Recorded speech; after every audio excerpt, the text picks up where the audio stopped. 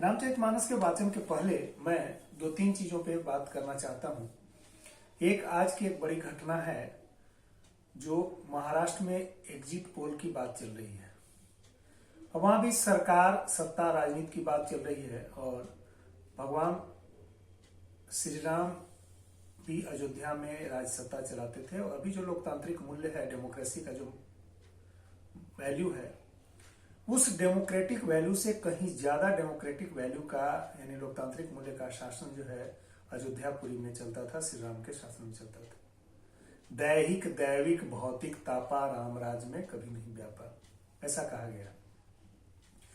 अब राजनीति में इतने घाल पेच हैं कि महाराष्ट्र का एग्जिट पोल सही होगा या नहीं होगा, कौन सी पार्टी आएगी, कौन किसको मात दे रही है, यह एग्जिट पोल भी नहीं पकड़ पाते हैं। पीछे के एग्जिट पोल में आपने देखा महाराष्ट्र का एग्जिट पोल के नतीजे भी अपने सत्ते में आ गए। दूसरी आपने घटना देखी कि जो है मोहिनी डे और उधर जो है ए.आर. रहमान का डिवोर्स हो गया है। अब सवाल उठ रहा है कि ए.आर. रहमान डिवोर्स पहुंचाई और हूं, जवाब आ रहा है फॉर मोहिनी डे।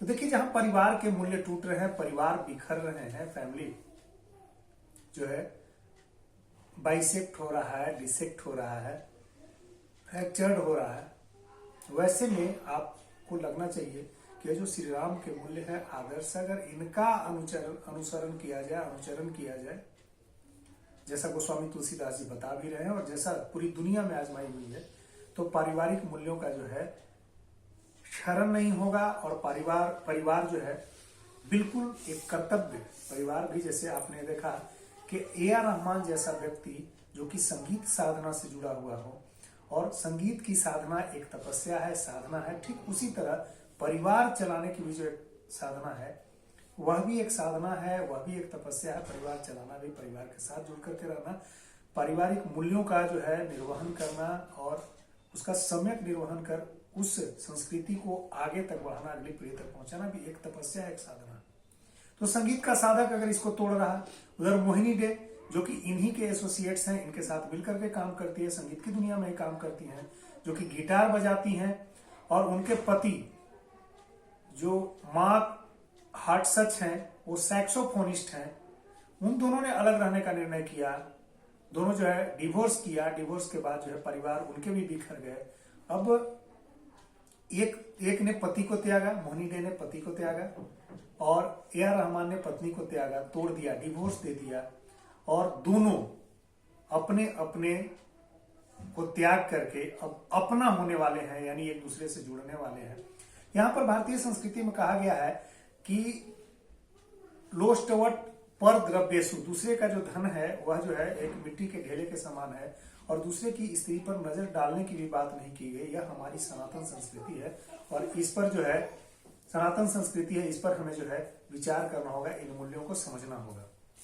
तो आज के समय में रामचरितमानस कितना रिलीवेंट है, कितना प्रासंगिक है, इस बात को आपको समझना होगा। अपने घर परिवार में इस पाठ को जो है जगाना होगा, और सनातन के मूल्यों को जब तक भारत में समेटा नहीं जाएगा तब तक जो है भारत का कल्याण होने वाला है। भारत विश्व गुरु नहीं बन सकेगा और भारत का जो परम वैभव प्राप्त करने की जो बात हो रही है वह भी संभव नहीं है। तो मेरा आपसे आग्रह है कि यदि आप रामचरितमानस पाठ कर नहीं पा रहे हैं तो वैसी स्थिति में आप कम से कम जो है श्रवण जरूर करें, सुने जरूर। तो आज मैं पाठ को आगे बढ़ाते हुए दूसरी एक अभी जो सबसे बड़ी खबर है कि सीबीएसई ने अपना 10th एग्जामिनेशन का डेट जारी कर दिया है। 10 फरवरी से 10th और 12th का एग्जामिनेशन शुरू होगा और यह जो है मार्च तक चलेगा। एक 18 मार्च तक चलेगा 10वीं क्लास का, और दूसरा जो है अप्रैल तक चलेगा। और cbse.gov.in पर जो है डेट शीट जारी किया गया है, आप उसको देख सकते हैं जो परम विद्यार्थी हैं। इसमें भी प्रश्न क्या है कि आप अभी 10वीं की परीक्षा दे रहे हैं और यह जीवन की पहली परीक्षा होती है, अपने प्रारंभिक की परीक्षा होती है।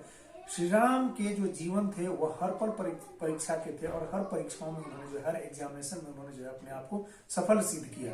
तो पूरी जिंदगी जो है एक एग्जामिनेशन है, एक परीक्षा है। तो cbse.gov.in इन और cbse.nic.in पर जाकर के आप जो है अपने डेट शीट देख सकते हैं। लेकिन आपसे आग्रह होगा, तमाम विद्यार्थियों से आग्रह होगा कि आप श्री राम के आदर्शों को अपनाएं, क्योंकि उन्होंने हर परीक्षा को बड़ी सफलता से पार किया, बड़ी धैर्य से जो है उस परीक्षा का सामना किया, और उस परीक्षा के सामना के बाद वो एक सफल व्यक्तित्व के रूप में पूरी दुनिया के आदर्श बन करके उभरे हैं। यह देश दुनिया के लिए एक नजीर की तरह है। जय श्री राम। मैं अब आगे बढ़ाता हूं।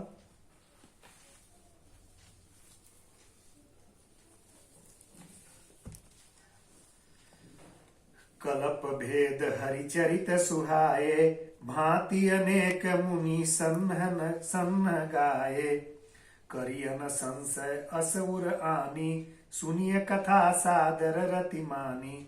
अर्थात कल्प भेद के अनुसार श्री हरि के सुंदर चरित्रों को मुनीश्वरों ने अनेकों प्रकार से गाया है।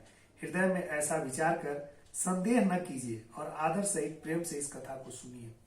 ऐसा तुलसीदास कहते हैं। राम अनंत अनंत गुण अमित कथा विस्तार, सुनी आचरज न मानही, जिनके कमल विचार, सियावर रामचंद्र की जय। अर्थात श्री रामचंद्र जी अनंत हैं, उनके गुण भी अनंत हैं और उनकी कथाओं का विस्तार भी असीम है। ये तो जिनके विचार निर्मल हैं वे इस कथा को सुनकर आश्चर्य नहीं मानेंगे। जो निर्मल विचार के लोग हैं वह श्री राम कथा में किसी भी तरह का आश्चर्य नहीं मानेंगे, किसी भी तरह का बनावटीपन नहीं मानेंगे, क्योंकि यह अमिट सत्य की तरह है। यही विधि सब संशय करी दूरी, सिर धरी गुरुपद पंकज धूरी, पुनि सबहि बिनऊ कर जोरी, करत कथा जहि लागन खोरी। अर्थात इस प्रकार सब संदेहों को दूर करके और श्री गुरु के चरणों की रज को सिर पर धारण करके मैं पुनः हाथ जोड़कर सबकी विनती करता हूँ, जिससे कथा की रचना में कोई दोष स्पर्श न करने पावे। सादर सी वही नाई अब माथा, बरनऊ बिसद राम गुण गाथा, संबत 1631 करऊं कथा पद हरि हरि शीशा। अब संबत 1631 की बात कर रहे हैं, जिस साल उन्होंने जो है कथा आरंभ किया था। तुलसीदास कहते हैं, अब मैं आदर पूर्वक श्री शिव जी को सिर नवाकर श्री रामचंद्र जी के गुणों की निर्मल कथा कहता हूँ। श्री राम के चरणों पर सिर रखकर संबत 1631 में इस कथा को आरंभ करता हूँ। अब आपके लिए सवाल कभी भी कहीं पूछा जा सकता है कि गोस्वामी तुलसीदास ने राम कथा किस संबत में शुरू की थी, लिखना जो आरंभ किया था, तो 1631 का वह संबत था जिसमें उन्होंने राम कथा आरंभ किया था। नवमी भौम बार मधुमासा, अवधपुरीय चरित प्रकाशा, जेहि दिन राम जन्म श्रुति गावहीं, तीर्थ काल तहाँ चली गावहीं। चैत्र मास की नौमी तिथि मंगलवार को श्री अयोध्यापुरी में यह चरित्र प्रकाशित हुआ, जिस दिन श्री राम जी का जन्म हुआ। अब जन्म किस दिन श्री राम जी का हुआ? चैत्र का महीना था, नौमी की तिथि थी, दिन मंगलवार था, और इसी दिन अयोध्यापुरी में श्री राम जी जो है बाल श्री राम का जन्म हुआ। वेद कहते हैं कि उस दिन सारे तीर्थ वहां अयोध्यापुरी चले आते हैं। यानी चैत्र मास की नौमी तिथि को हर एक साल इस तिथि को जो दुनिया पूरे भारत के जो सारे तीर्थ स्थल है वह अयोध्यापुरी में चले आते हैं, क्योंकि इसी दिन प्रभु श्री राम का जो है अवतरण हुआ था अयोध्यापुरी में। तो आपको दिवस याद रखने की जरूरत है। चैत्र मास महीना चैत्र का नौमी की तिथि मंगलवार का वह दिन था, इसीलिए कहा गया मंगल भवन मंगलहारी। और अयोध्यापुरी वह स्थान था जहां प्रभु श्री राम का जन्म हुआ। असुर नाग खल नर मुनि देवा, आई करही रघुनायक सेवा, जन्म महोत्सव रची सुजाना, करही राम कल कीर्ति गाना। अर्थात असुर, नाग, पक्षी, मनुष्य, मुनि और देवता सब अयोध्यापुरी में आकर श्री रघुनाथ जी की सेवा करते हैं। बुद्धिमान लोग जन्म का महोत्सव मनाते हैं और श्री राम जी की सुंदर कृति का गान करते हैं।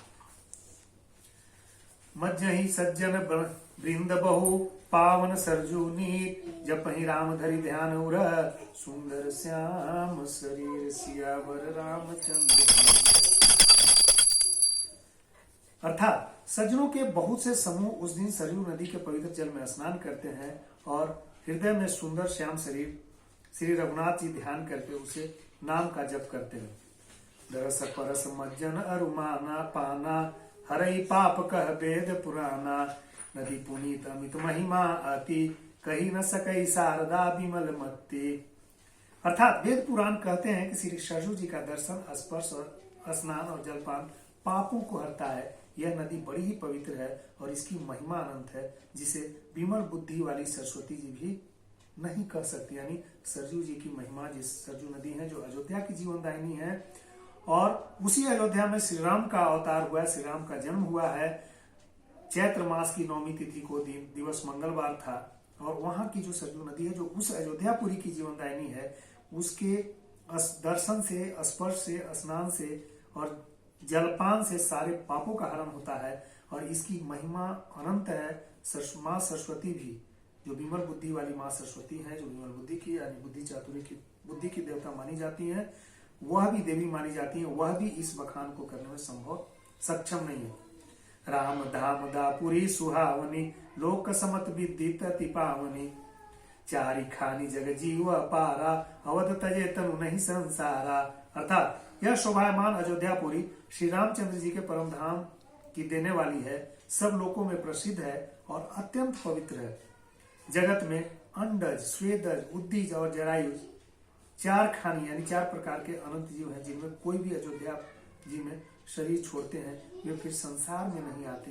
यानी जन्म मृत्यु चक्र के जो जंजाल है उससे मुक्ति पा करके परम धाम में निवास करने लगते हैं।